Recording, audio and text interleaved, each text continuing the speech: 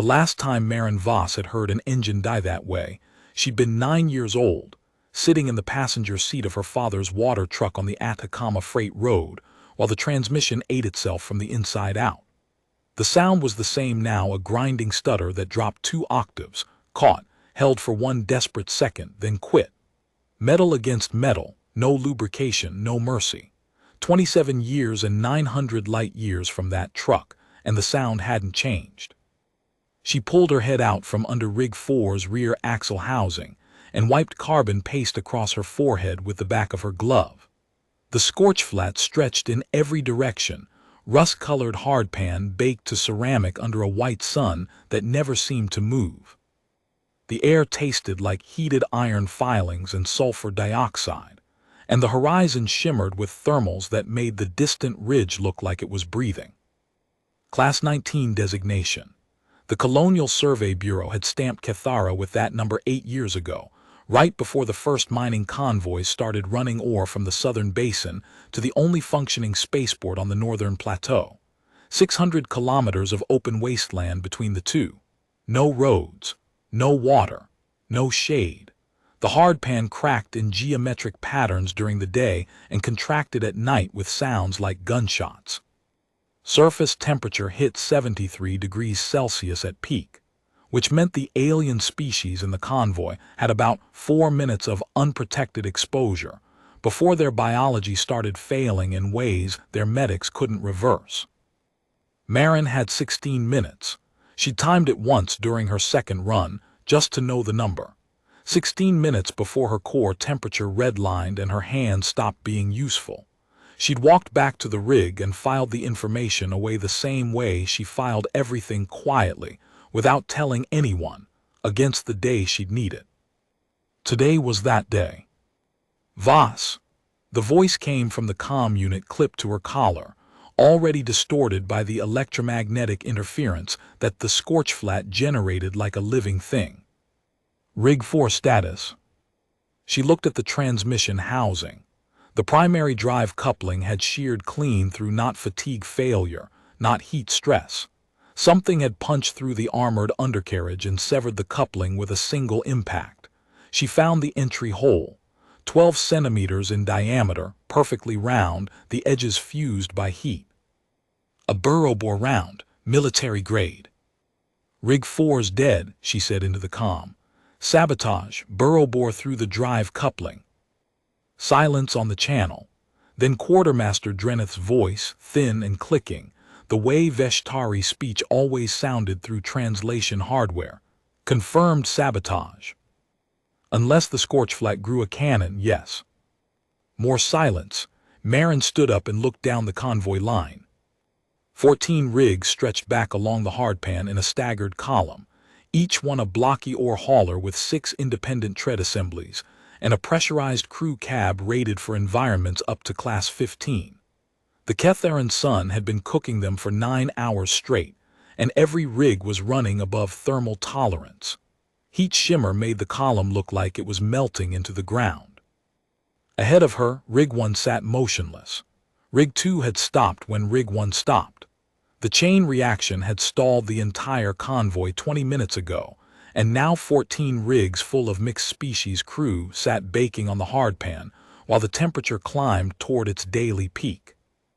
Drenith appeared at the hatch of Rig 1's crew cab, a Veshtari quartermaster, slate-purple skin darkening to near black in the direct sun, 4 arms folded across a torso, encased in reflective thermal wrap. The Veshtari were desert-adapted by their own standards, which meant they could handle 38 degrees without distress. 73 was killing them by degrees. The Korathi pulled out, Drenith said, dropping from the cab to the hardpan. His boots hissed on the surface. Rigs 7 and 8 left the column 40 minutes ago, heading southwest toward the Tessic mining claim. Maren absorbed that without expression. How many species have we lost? Drenith's secondary arms twitched, a gesture she'd learned to read as inventory being taken. The Felon crew on Rig 3 disconnected 20 minutes before the Korathi. The Vorsha on Rigs 11 and 12 pulled their crews into a single vehicle and abandoned the other. The Senithi on Rig 14 are still here, but their environmental system is failing. He paused. The Gaul driver on Rig 9 left on foot, alone. On foot on the scorchflat. His species has a heat dormancy state. He believes he can reach the Tessic claim before it kills him. Marin looked southwest, where the Gaul would be walking. The Tessic claim was 160 kilometers in that direction, across open hardpan with no landmarks, no shelter, and no water. The Gaul heat dormancy state was a metabolic shutdown that reduced core temperature by cycling blood through subcutaneous reservoirs. It worked in dry heat up to 50 degrees. At 73, the reservoirs would boil. She didn't say any of that. She turned back to the convoy. Who's still in the column?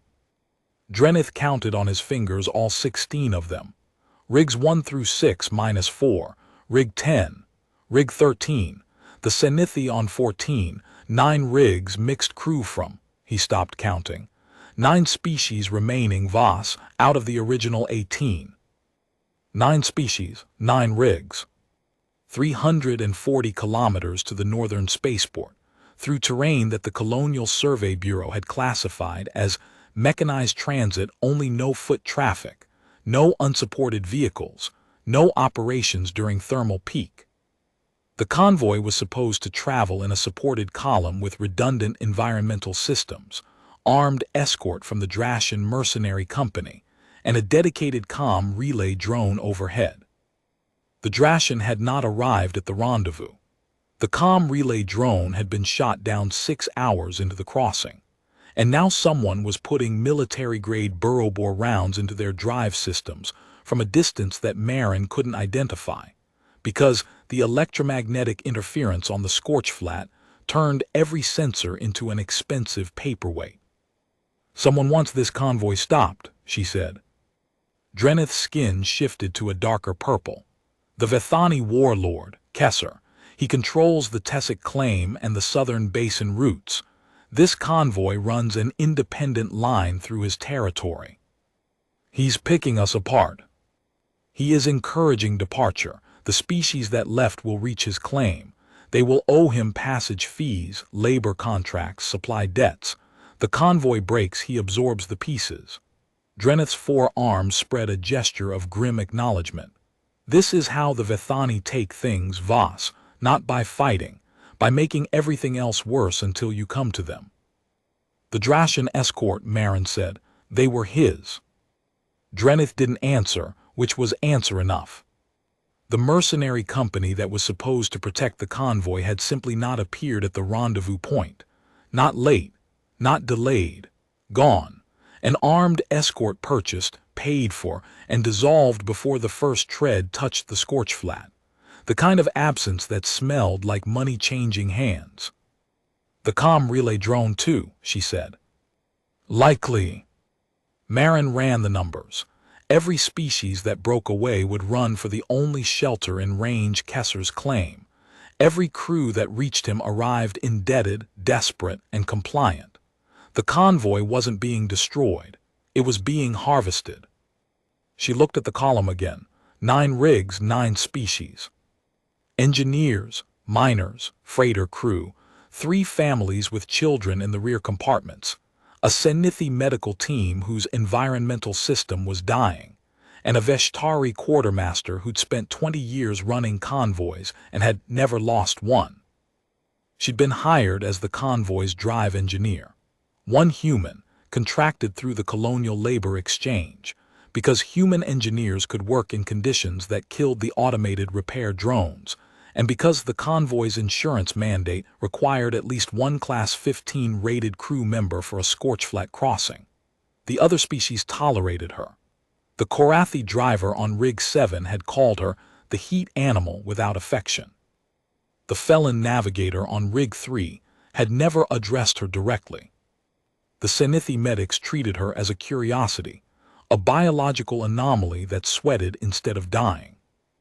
None of them were here anymore. The ones who'd stayed were the ones who couldn't leave. Marin pulled the diagnostic kit from her belt and walked back to Rig 4. The drive coupling was destroyed, but the power plant was intact. The tread assemblies were intact. The environmental system was intact. Everything worked except the one thing that connected the engine to the wheels. She opened the maintenance panel on the rig's port side and looked at the hydraulic system, the backup system that nobody used because it was slow, inefficient, and designed for docking maneuvers, not cross-country transit. It could push the rig at 8 kilometers per hour. The convoy's normal speed was 35. 8 was not 35, but 8 was not 0. She pulled the hydraulic coupler from its housing and began rerouting it through the dead drive linkage, using the carbon paste as a sealant and a piece of tread reinforcement as a bypass sleeve. It was ugly. It was the kind of repair that would have gotten her fired from any licensed yard on any civilized world. It was also going to work, because the scorchflat didn't care about licensing standards. The heat while she worked was a physical thing, not just temperature but pressure. The air dense with sulfur compounds that coated her skin and left a metallic tang on her tongue.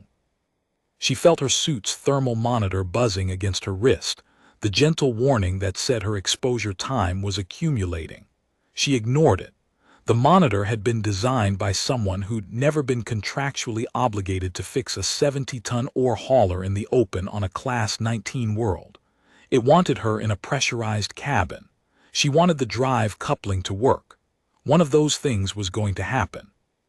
Tavan, the Rilcathy driver from Rig 6, appeared at the edge of the maintenance area while she was torquing the bypass sleeve. His ochre scales had dulled to a chalky brown in the heat, and his breathing had the shallow, rapid cadence of a species running at thermal sealing. He'd walked 20 meters from his rig to hers 20 meters of open scorchflat, and the effort had cost him visibly. "The children are asking questions," he said. His vocoder rendered the words carefully, each syllable weighted. "They want to know when we will move."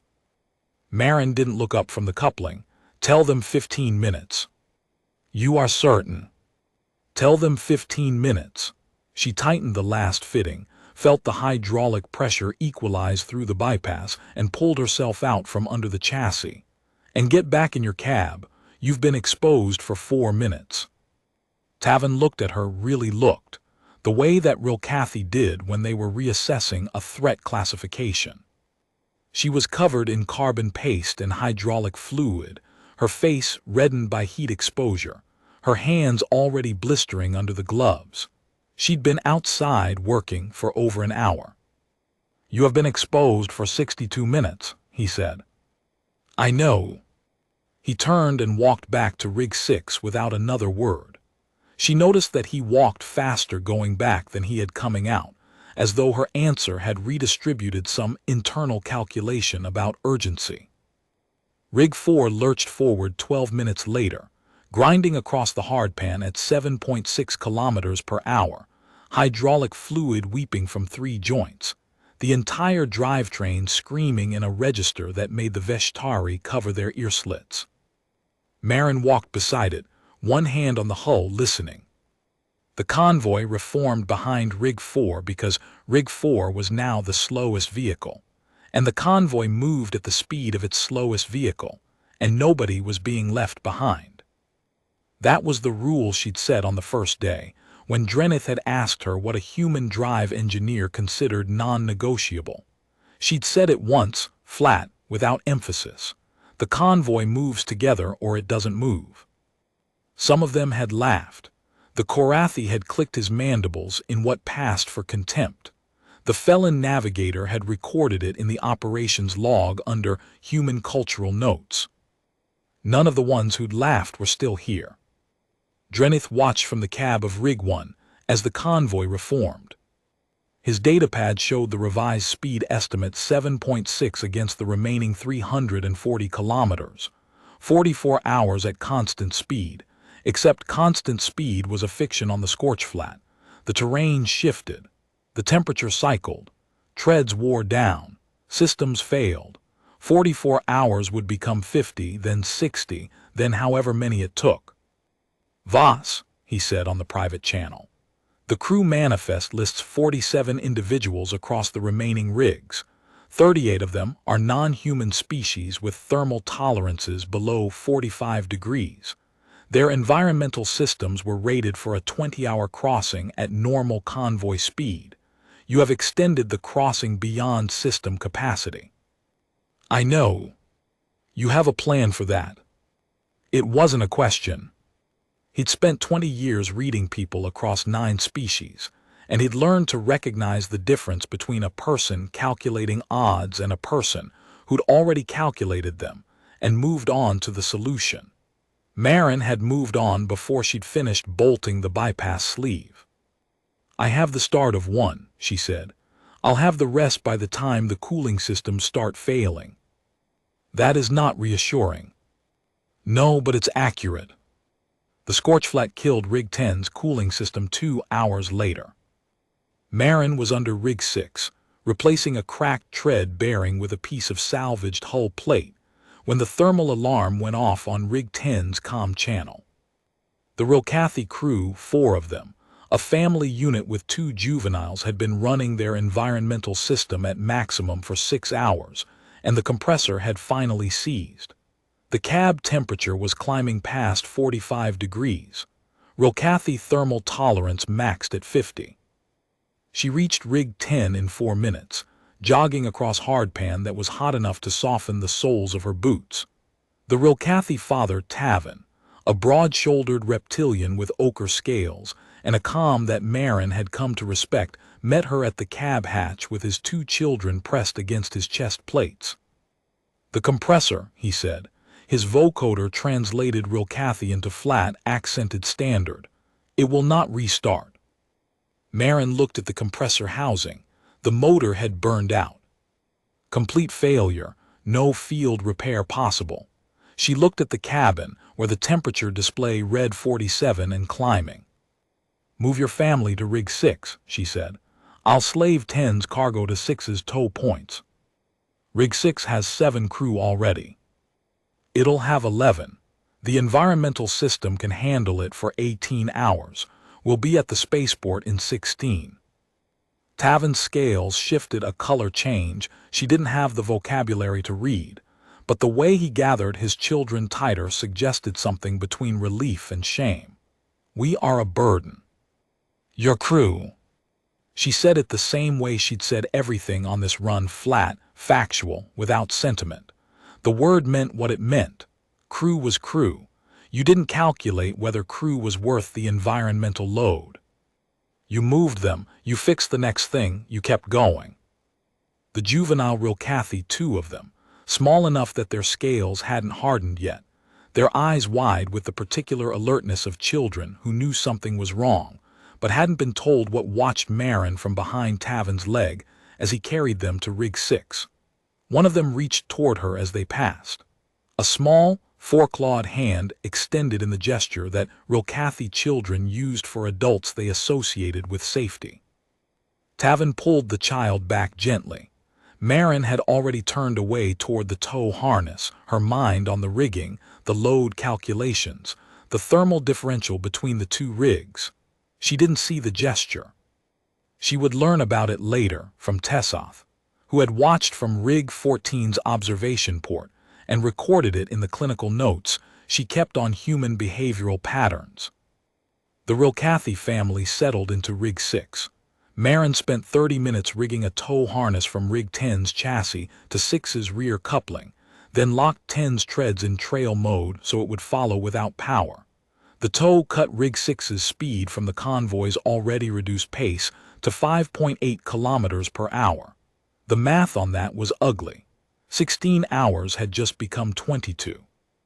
22 hours on the scorchflat meant running through the night, when the temperature dropped from 73 to -12 in 4 hours, and the hardpan contracted with enough force to crack tread assemblies.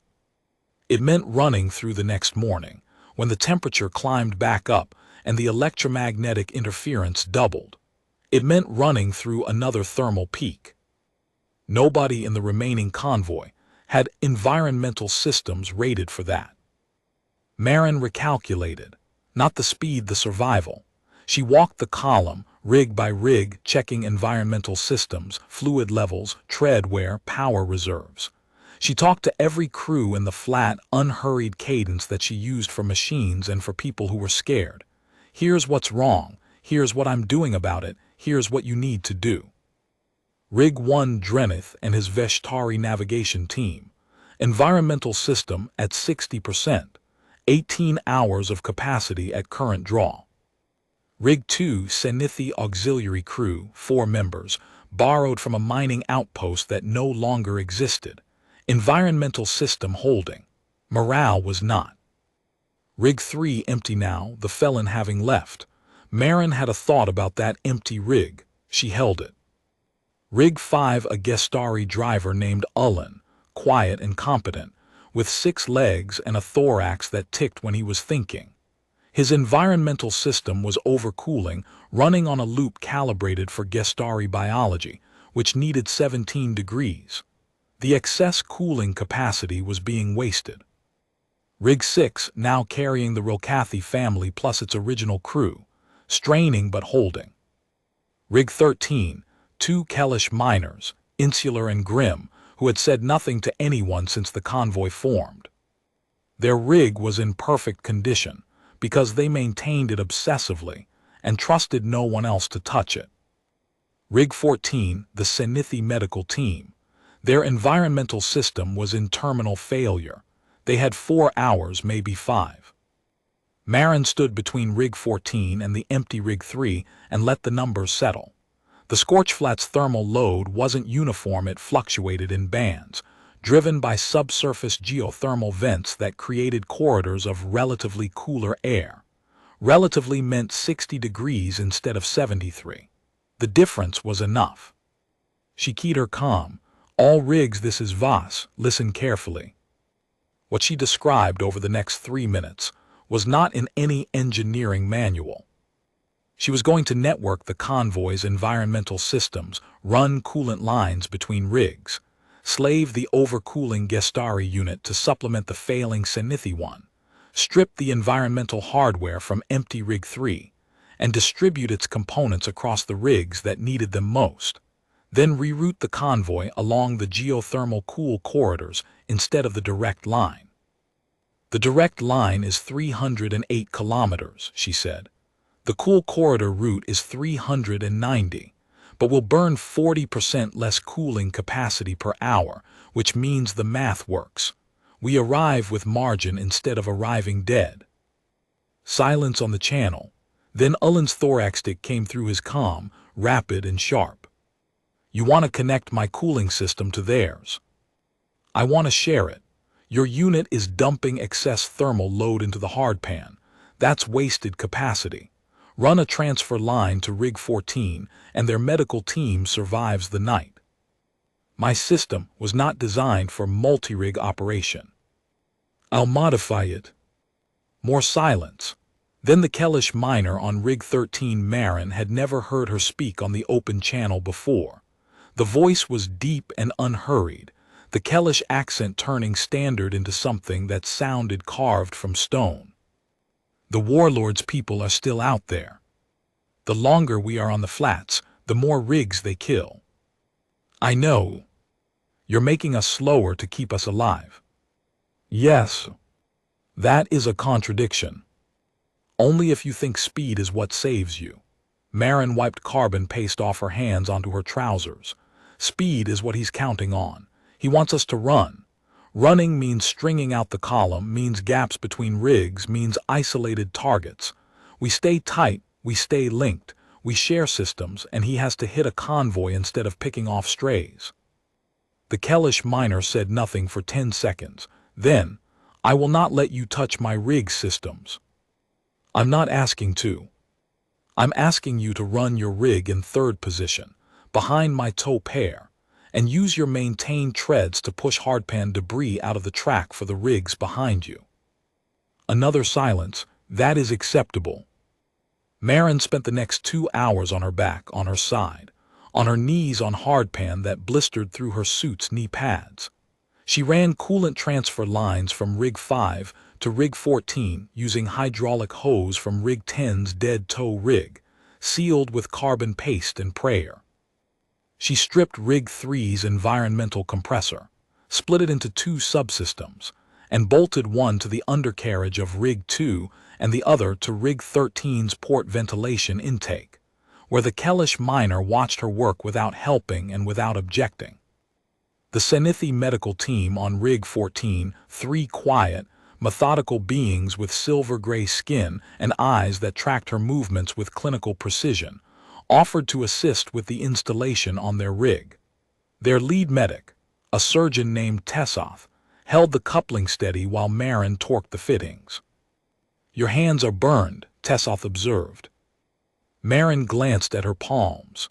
The carbon paste had masked the blistering from the hot hydraulic lines. Second degree, maybe. She'd had worse pulling an engine block out of a flooded mining truck on Ganymede. "They work," she said. "I can treat them." After what? After everything else. Tessoth regarded her for a long moment. The Senithi face was not expressive by human standards. The features were smooth and symmetrical, the eyes large and dark, the mouth a thin horizontal line. But the way Tessoth's pupils dilated when she looked at Marin's hands told a story that didn't need vocoder translation. "I have treated injuries across 14 species," Tessoth said. "In all of them, pain degrades fine motor function within minutes. Your hands have been burned for over 3 hours. You have been performing precision mechanical work with increasing tissue damage for the entire duration." She paused.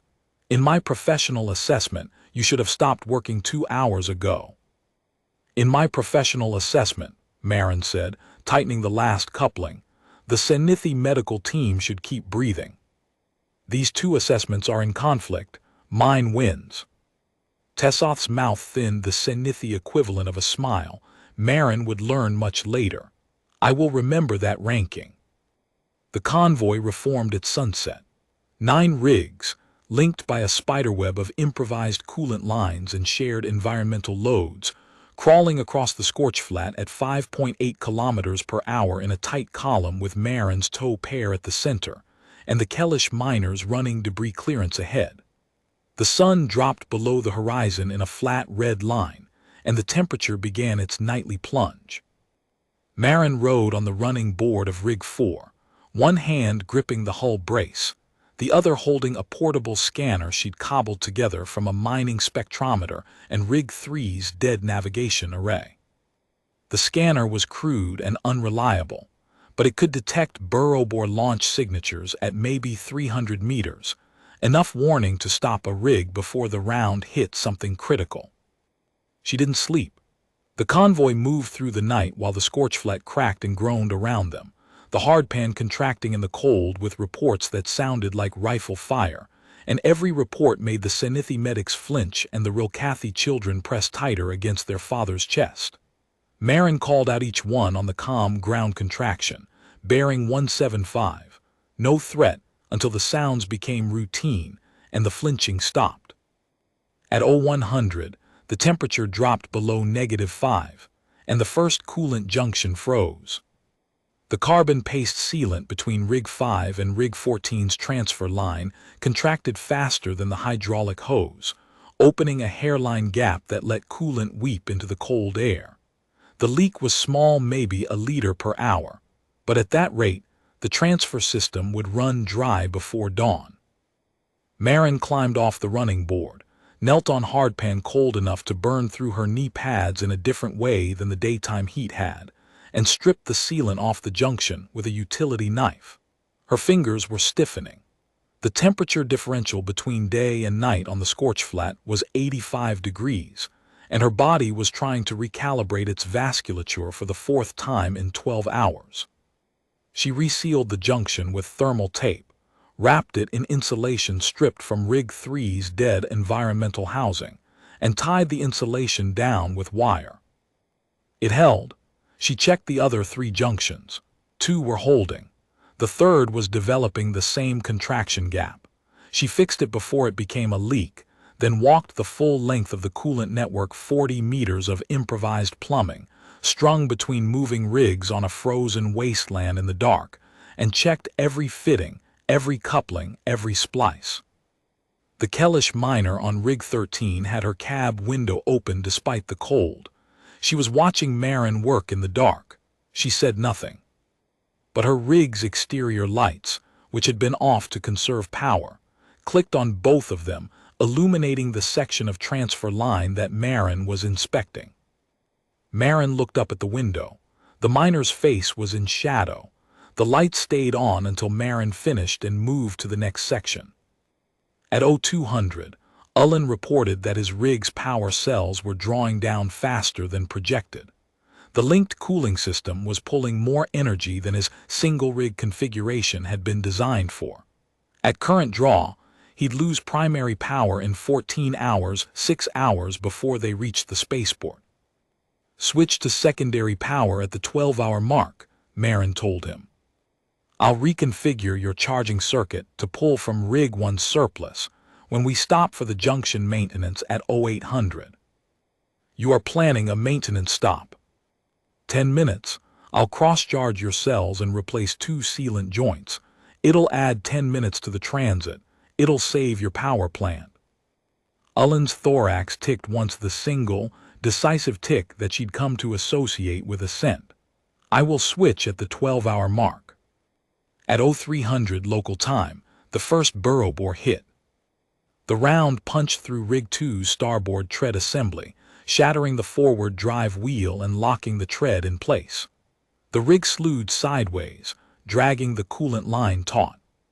Marin was under the rig in 90 seconds, cutting the dead tread free with a plasma cutter, while the Zenithia auxiliary crew evacuated to Rig 1.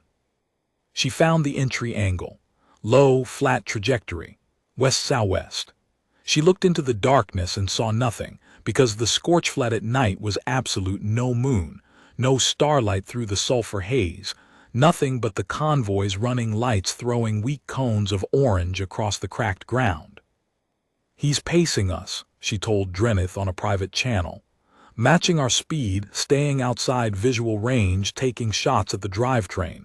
He doesn't want casualties. He wants breakdowns. Can you stop him? No. I can fix what he breaks faster than he can break it. That is not a strategy. It's the only one I have. She freed Rig 2's remaining treads in 40 minutes, converting it to a 5-tread configuration that pulled left and required constant steering correction. The Zenithia auxiliary crew moved back aboard because there was nowhere else for them to go. Marin rigged a steering bias into the nav computer and told them to hold the wheel and not let go. At 0430, Drenith relayed a transmission from the convoy's emergency frequency, a broadband signal, unencrypted, originating from somewhere southwest. The Vethani warlord's voice came through the static in heavily accented standard, each word placed with the deliberateness of someone accustomed to being obeyed. Convoy Kethara 7. This is Warlord Kesser of the Tessic Protectorate. You are crossing sovereign territory without valid passage rights. Proceed to the Tessic claim for processing, or your remaining vehicles will be disabled. You have 1 hour. Marin looked at Drenith, sovereign territory. He filed a territorial claim with the Colonial Bureau 18 months ago. It was denied. He ignores the denial. So he has no authority. He has burrow bore emplacements. On the scorchflat, that is the only authority that matters. Marin keyed the broadband channel. She didn't identify herself, didn't argue the legality, didn't threaten. She said 5 words. The convoy moves together. Out.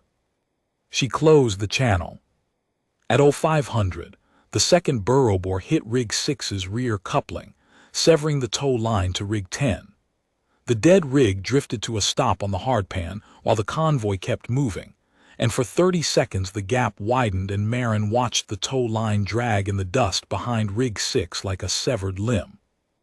The shot had been aimed at the tow connection, specifically the thinnest, most vulnerable point in the linked convoy. Whoever was targeting them understood exactly what Marin had built and where it was weakest. The warlord had given them an hour. The hour had not passed. She jumped off Rig 4's running board and ran back to Rig 10. Sprinting across the scorchflat in the pre-dawn cold, the temperature at -8, her breath crystallizing in front of her face. She reached the dead rig, grabbed the tow coupling, and began dragging it forward. She could not drag a 70-ton ore hauler. She knew that. The math was simple and merciless, but the tow coupling had a manual winch, and the winch cable was 300 meters long, and Rig 6 was still within range. She hooked the cable to Rig 6's rear frame, ran the winch until the slack disappeared, and then radioed Drenith to bring 6 to a halt so she could reattach the coupling. The whole operation took 12 minutes. Marin's fingers were white and numb when she finished, and the blistered skin on her palms had cracked open in the cold, leaving smears of blood on the coupling hardware. Tessoth was waiting at Rig 6's hatch when she walked past. "Now?" the Sanithi medic asked. After, Marin said. At 0700, the sun came back. The horizon split open with a flat white line that widened into a wall of light, and the scorchflat transformed in minutes from a dark, cracking ice field to a bright, steaming pan of rust-colored ceramic. The temperature swung from -4 to 31 degrees in 90 minutes, and the hard pan started hissing as residual moisture boiled out of the overnight fractures. The convoy's linked environmental systems groaned under the thermal shift, and 2 of Marin's improvised coolant junctions began leaking. She fixed them while walking alongside the column, one hand on Rig 5's hull for balance, the other wielding a sealant gun. At 0800, Marin called the maintenance stop she'd promised Ullen, 10 minutes. The convoy halted, and she cross-charged Rig 5's power cells from Rig 1's surplus using jumper cables that she'd fabricated from tread motor wiring. While the cells charged, she replaced the 2 sealant joints she'd flagged during the night inspection, tightened a tread bearing on Rig 6 that had been developing a harmonic vibration she could hear 3 rigs away, and checked the thermal blanket on Rig 4's cab. The blanket was holding. The cab was at 34 degrees. Peleth, the Sanithi auxiliary crew leader, brought her a ration pack from Rig 2's stores. Marin ate it standing beside Rig 5's undercarriage while the jumper cables hummed, because the 10 minutes were ticking and she wasn't going to waste any of them sitting down. She finished the ration, disconnected the cables, and radioed the column.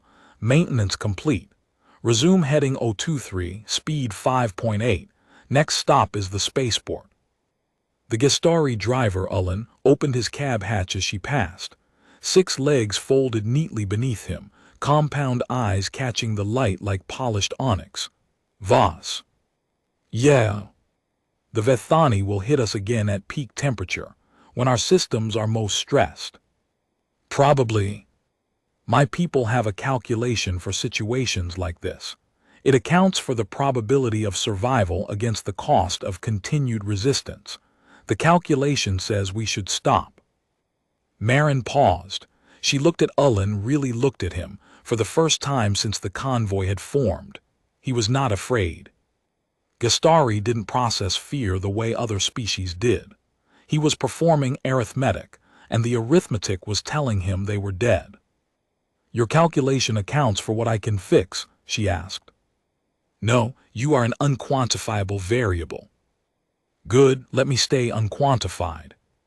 She kept walking. At 1000, the temperature hit 50 degrees and the Sanithi medics on Rig 14 reported that the transferred cooling system from Rig 5 was holding. Tessoth's voice on the comm was careful and precise. Cabin temperature stable at 22 degrees. Your modification is functioning within acceptable parameters. How's the crew? Functional. How are your hands? Functional. At 1200, the temperature hit 68 degrees and the 3rd burrow bore round came in. This one was different. It didn't hit a drivetrain. It hit the coolant transfer line between Rig 5 and Rig 14, the improvised line that Marin had built from hydraulic hose and carbon paste, the line that was keeping the Sanithi medical team alive. The round punched through the hose at the midpoint, and coolant sprayed across the hardpan in a steaming arc before Marin could reach the shutoff valve on Rig 5's undercarriage. She closed the valve. The spray stopped. The line was destroyed, not damaged, destroyed, a 2-meter section vaporized by the burrow bore's thermal charge. Rig 14's cabin temperature began climbing. Tessoth's voice on the comm, still precise, still controlled. Temperature rising, 30 degrees, 32. We have approximately 40 minutes before critical. Marin stood on the hardpan between the two rigs in 68-degree heat and looked at the gap where the coolant line had been. She had no more hydraulic hose. She had no more spare components from Rig 3. She'd used everything. The carbon paste was nearly gone. She looked at her belt, the diagnostic kit, the sealant gun, a roll of thermal tape rated for 200 degrees, and the emergency coolant bladder from her own suit, the personal thermal regulation unit that kept her core temperature below redline during extended exposure. Marin pulled the coolant bladder from her suit's back panel.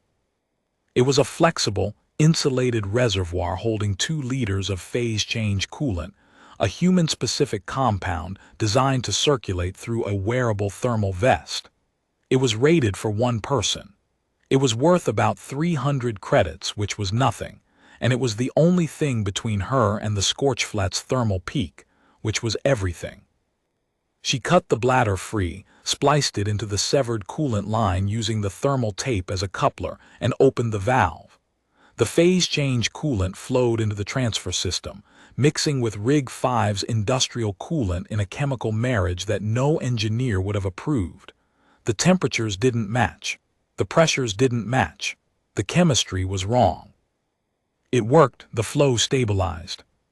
Rig 14's cabin temperature stopped climbing at 36 degrees and began dropping. Marin stood on the hardpan without her thermal regulation unit in 68 degrees of direct sun and felt the heat settle into her like a fist closing. Her skin flushed. Her vision narrowed. She had maybe 10 minutes before her judgment started going and 12 before she'd collapse. She walked to Rig 4, climbed into the cab and closed the hatch. The cabin was 41 degrees brutal by any standard except hers. She sat on the metal floor, pressed her burned palms against the cool side of the bulkhead and breathed. Vas, Drenith's voice on the comm, report. Cooling restored to 14. I'll need to replace the bladder coupling in 4 hours when the compound starts degrading. I'll figure it out. Are you injured? I gave them my thermal unit. Silence.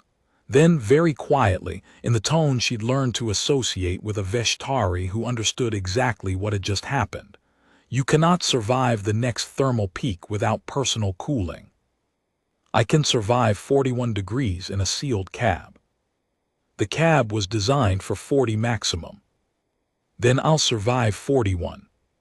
The Senithi auxiliary crew on Rig 2 keyed the open channel. Their crew leader, a quiet, angular individual named Peleth who had spoken maybe 20 words since the convoy formed, said, Vas. The human who gave away her own cooling system. Yes. Why?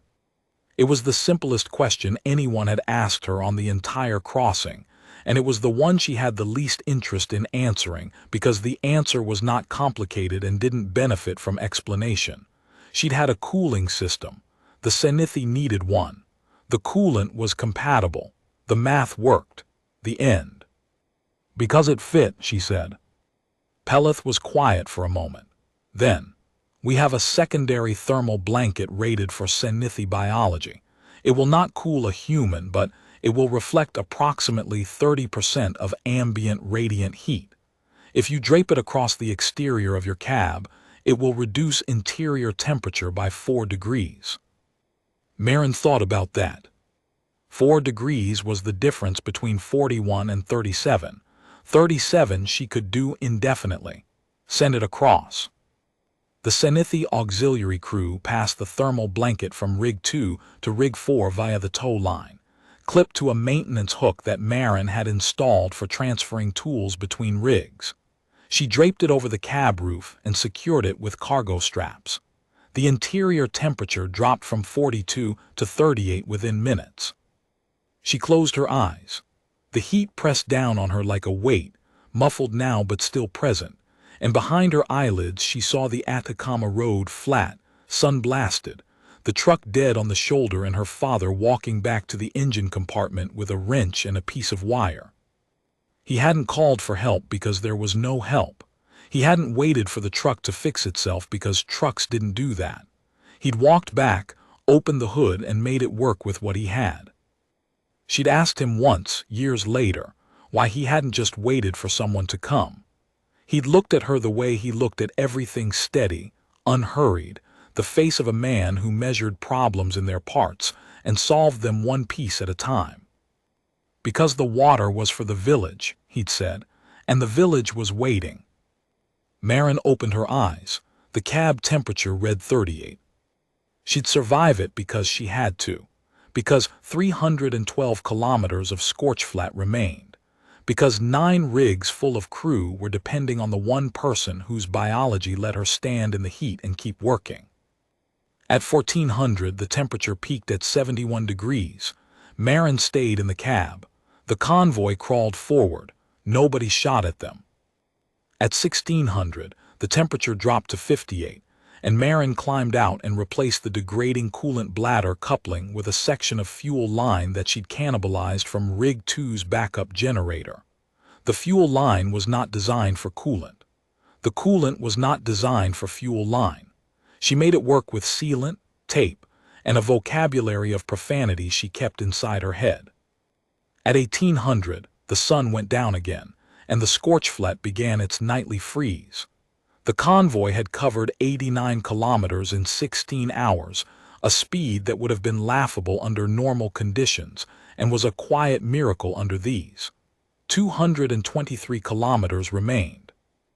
At 1900, the 4th burrow bore came in. It hit Rig 1's navigation array, the shot placed with surgical precision to blind the convoy without damaging the rig itself. The nav array shattered, scattering sensor components across the hardpan, and Drenith's voice came on the comm with a tone Marin hadn't heard from him before. Not panic, not anger, something worse. Resignation. "Navigation is gone," he said. "I cannot plot the cool corridor route without it. The direct line is all that remains, and the direct line kills us at tomorrow's thermal peak."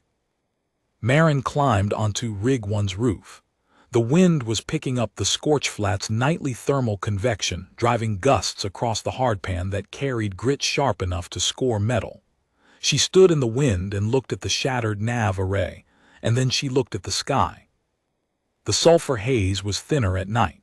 Not clear, the scorchflat was never clear, but thin enough that the brightest stars punched through.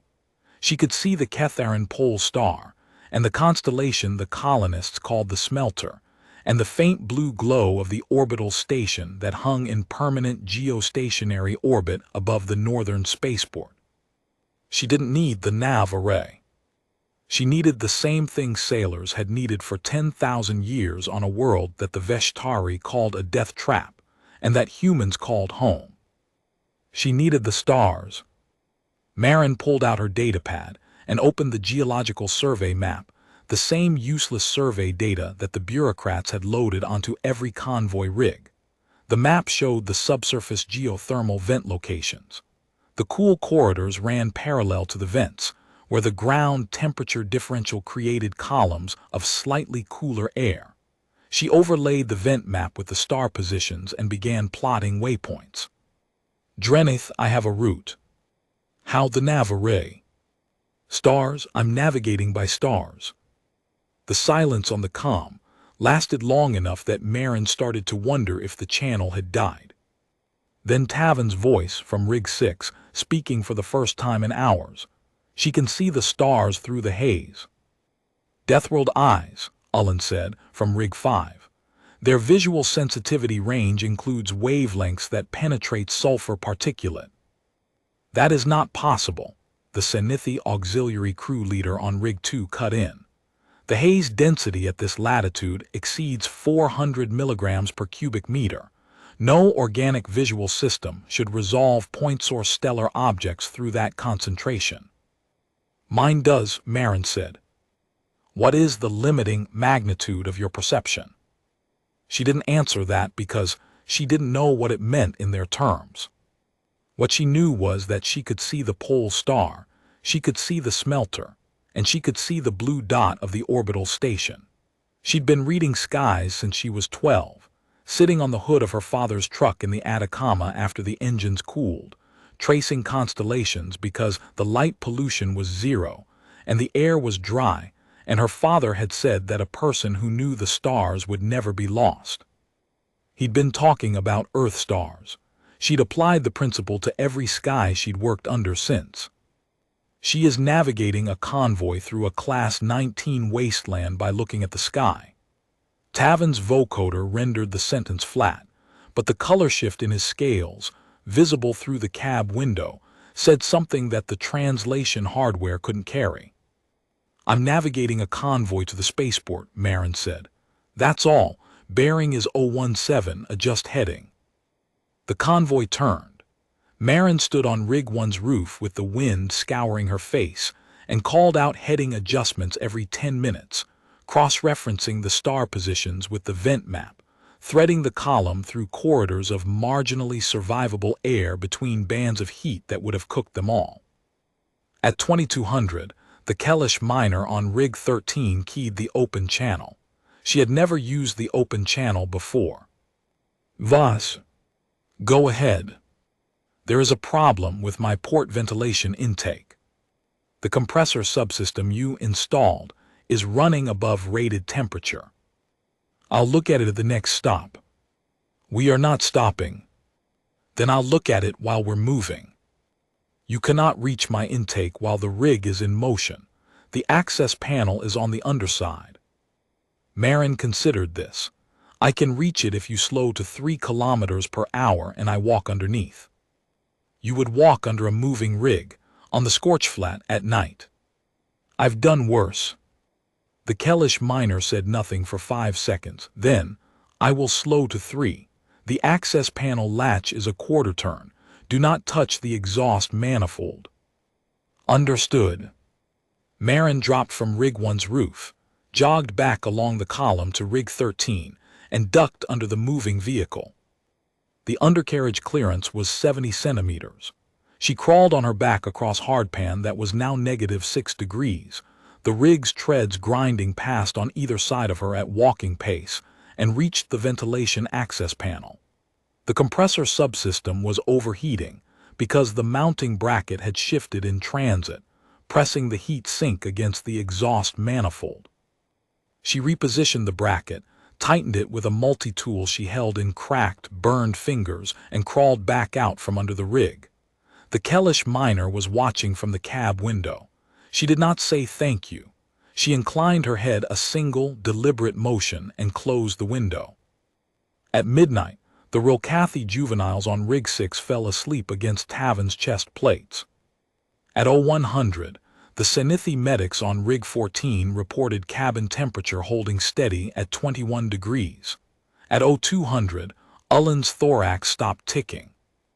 At 0400, Marin's cobbled-together scanner picked up a launch signature. She saw it on the display as a bright spike at 240 meters west-southwest, and she was already shouting into the comm when the 5th burrow-bore round crossed the gap. All rigs, hard stop. Now. The convoy braked. The round passed through the space where Rig 6's cab had been 2 seconds before it stopped, scoring a line of fused hardpan 3 meters to starboard. Silence, then Tavin's voice shaking for the first time. My children were in that cab.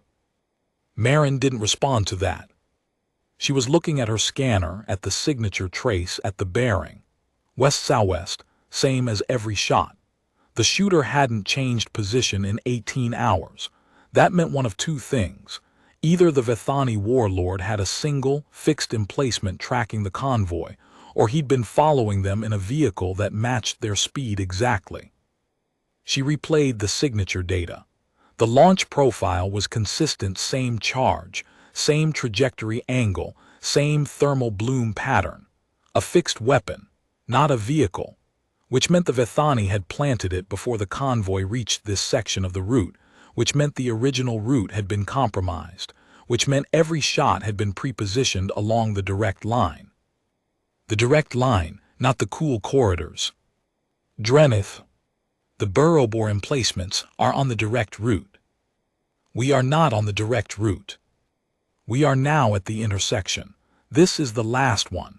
The cool corridor route diverges here. If we stay on the corridors, he can't hit us. His weapons are prepositioned on the line he expected us to take. She heard Drenith exhale a long, wet Veshtari sound that carried through the calm like a sigh from something deep and old. The indirect route, your route, it avoids his weapons by accident. Not by accident, by 90 extra kilometers of terrain that nobody in their right mind would choose. Except you. Except me. The convoy moved. The burrow bore emplacements, prepositioned along the direct line, fired into empty hardpan as the column crawled northeast along a geothermal cool corridor that no nav system would have identified and no sane commander would have taken. Marin stood on Rig 1's roof and watched the distant flashes of wasted ordnance light up the southern horizon like dry lightning. At 0600 the sun rose. At 0800 the temperature climbed past 40. At 1000 it passed 55, and the convoy's linked environmental system strained and groaned and held. At 1200 it peaked at 69, 2 degrees lower than the previous peak, because the cool corridor was working, because the geothermal vents were venting cooler subsurface air along the route that Marin had plotted by starlight and stubbornness.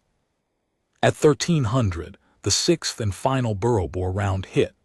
It struck Rig 13's starboard tread housing the Kellish rig, the one Marin hadn't been allowed to touch, the one that had been maintained to factory specification by two miners who trusted nothing they hadn't built themselves. The round punched through the tread housing and detonated inside the assembly, scattering components across 50 meters of hardpan. The Kellish rig lurched, slewed right, and ground to a halt with its remaining treads locked in an emergency brace. Marin was running before the dust settled. She reached Rig 13 and found the Kellish miner, the one who spoke, whose name she still didn't know, standing outside the cab, staring at the destroyed tread assembly with an expression that translated across every species Marin had ever worked with. The look of someone watching the thing they'd built fall apart. The second Kellish miner was in the cab, running diagnostics on a system that was already dead. The rig could not move. 5 treads were functional, but the sixth, the destroyed one, had locked the steering linkage when it seized, and without the linkage, the rig would spin in circles. "Can you fix it?" the Kellish miner asked. The deep voice was quieter now. Not small Kellish voices were not built for small, but stripped of the granite certainty that had characterized every word she'd said on this crossing. Marin looked at the steering linkage. Then she looked at the destroyed tread housing. Then she lay down on the hardpan in 64-degree heat and crawled underneath the rig she hadn't been allowed to touch. It took her 35 minutes. She disconnected the destroyed tread assembly entirely, rerouted the steering linkage through the 5 remaining treads, and recalibrated the nav computer's steering bias to compensate for the asymmetric traction. The rig would pull hard to starboard and top out at 4 kilometers per hour. The convoy's speed dropped again. When she crawled out from under the rig, the Kellish miner was standing where she'd been standing before. She hadn't moved. She hadn't offered to help, but she was holding a canteen, a heavy, Kellish-forged container that had been filled from the rig's potable water reserve. She held it out to Marin, one hand, no words. Marin took it and drank. The water was cold. The Kellish kept their potable supply at near freezing, and it hit her throat like a slap, the temperature differential making her gasp. She drank half the canteen, handed it back, and nodded. The Kellish miner nodded back, the same single, deliberate inclination of the head. Then she climbed into her cab and put her hands on the wheel. At 1400, the temperature began dropping. At 1600, the scorchflat's texture changed, the ceramic hardpan giving way to fractured basalt, then gravel, then the packed earth road that marked the outermost perimeter of the northern spaceport. At 1730, Rig 1's cab crested a low ridge, and the spaceport was below them, a cluster of prefabricated buildings and landing pads, and the most beautiful sight in any galaxy, which was a fueled ship with its ramp down. The convoy stopped. 9 rigs, 9 species, everyone accounted for. Marin climbed down from Rig 1's roof for the last time. Her hands were swollen and cracked, the blisters layered over older blisters, the skin split along every knuckle. Her face was burned. Her thermal suit was stiff with dried coolant and carbon paste and blood that she'd stopped tracking as her own. She'd been awake for 41 hours and on the scorchflat for 38. And when her boots hit the gravel of the spaceport perimeter, she felt the temperature difference, 32 degrees, the kind of heat that would have sent any of the others running for shade, and it felt cool. The convoy crews were climbing out. 9 species, stepping onto solid ground for the first time in 38 hours, and for a moment the spaceport perimeter was filled with the quiet, particular sounds of different biologies processing relief, Veshtari chromatophores flushing pale, Gestari legs folding into rest configuration, Rilcathi scales brightening from chalky survival brown back to ochre, Kellish bodies going still in the way that passed for contentment in a species that did not celebrate.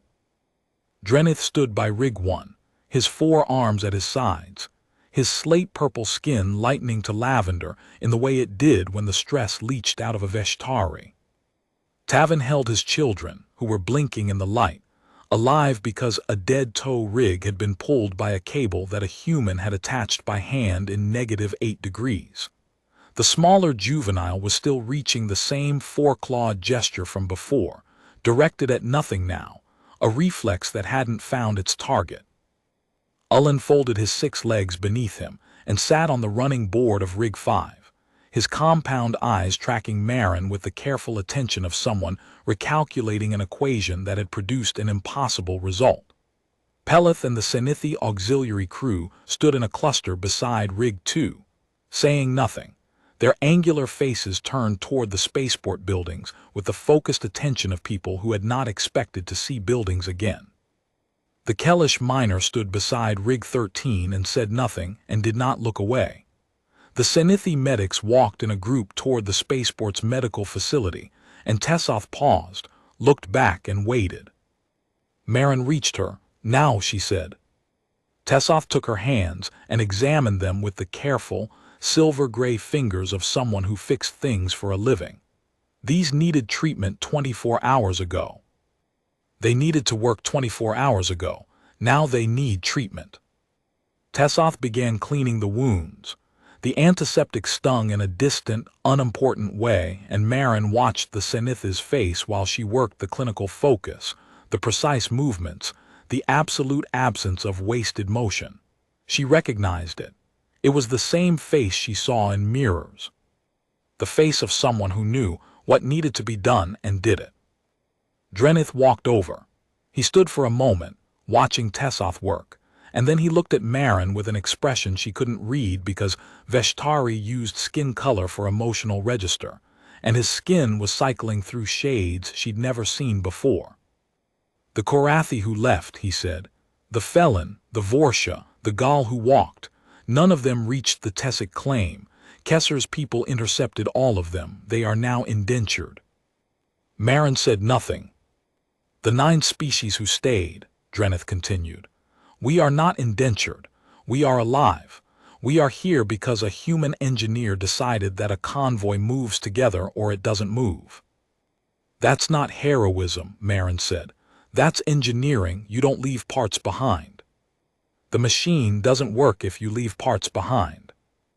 Drenith's skin settled into a color she hadn't seen before, a warm, deep violet that spread evenly across all 4 arms and both sides of his face. She didn't know what it meant.